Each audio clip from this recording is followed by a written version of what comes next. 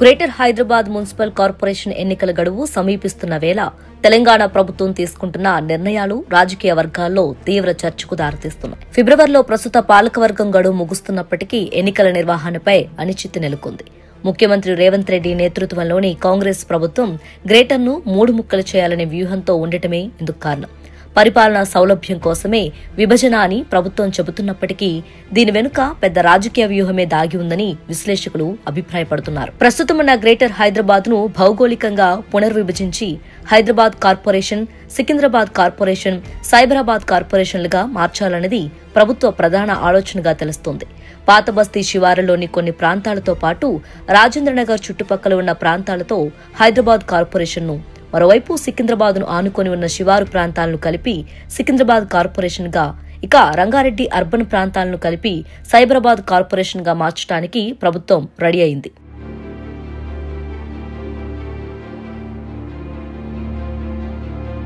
ఈ ప్రక్రియలో భాగంగానే ఔటర్ రింగ్ రోడ్డు లోపల ఉన్న 27 మున్సిపాలిటీలు, కార్పొరేషన్లు గ్రేటర్లో విలీనం చేసేందుకు రేవంత్ సర్కార్ గ్రీన్ సిగ్నల్ ఇచ్చింది.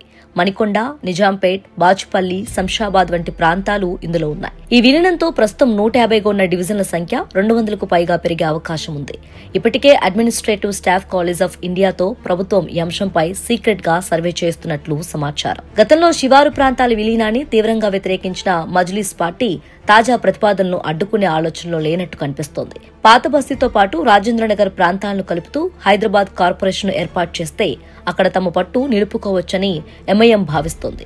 మిగిలిన రెండింటినీ కాంగ్రెస్ కైవసం చేసుకుని ఒకదాన్ని ఎంఐఎంకు వదిలేయాలన్నది ఆ రెండు పార్టీల మధ్య కుదిరిన అప్రకటిత ఒప్పందంగా కనిపిస్తుందని రాజకీయ పరిశీలకులు అంటున్నారు.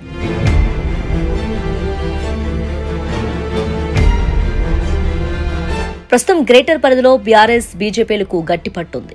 ఇప్పుడున్న ఫార్మేట్లోని ఎన్నికలు జరిగితే ఫలితాలు కాంగ్రెస్ కు అనుకూలంగా వస్తాయన్న నమ్మకం ఆ పార్టీ నాయకత్వంలో లేనట్లు తెలుస్తోంది. అందుకే గ్రేటర్ భౌగోళిక స్వరూపాన్ని మార్చి ప్రతిపక్షాల ఓటు బ్యాంకును చీల్చాలన్నది రేవంత్ రెడ్డి వ్యూహంగా కనిపిస్తోంది. అయితే ఈ విలీన, విభజన ప్రక్రియ అంతా సులభం కాదు. కొత్త ప్రాంతాల విలీనం, వార్డుల పునర్విభజన, రిజర్వేషన్ల ఖరారు ఇదంతా పూర్తి కావటానికి కనీసం 1 ఏడాది సమయం పడుతుంది. దీన్ని అడ్డం పెట్టుకుని ఎన్నికలను నిరవధికంగా వాయిదా వేయాలన్న ఆలోచనలో ప్రభుత్వం ఉందన్న విమర్శలు వస్తున్నాయి. ఫిబ్రవరి తర్వాత గ్రేటర్ హైదరాబాద్ పాలన స్పెషల్ ఆఫీసర్ చేతుల్లోకి వెళ్లే అవకాశాలు కనిపిస్తున్నాయి. ఇప్పటికే ఎంపీటీసీ, జెడ్పీటీసీ ఎన్నికలను పక్కన పెట్టిన ప్రభుత్వం ఇప్పుడు గ్రేటర్ హైదరాబాద్ ఎన్నికలను వాయిదా వేసి పరిస్థితులు తమకు పూర్తిగా అనుకూలించే వరకు వెయిట్ చేసే ధోరణిలో ఉందన్న ఆరోపణలు వినిపిస్తున్నాయి. మొత్తానికి గ్రేటర్లో పట్టు కోసం పాలనాపరమైన మార్పులను ఆయుధంగా వాడుకుంటున్న రేవంత్ సర్కార్ నిర్ణయాలపై బీజేపీ, బీఆర్ఎస్ ఎలా స్పందిస్తాయో వేచి చూడాలి.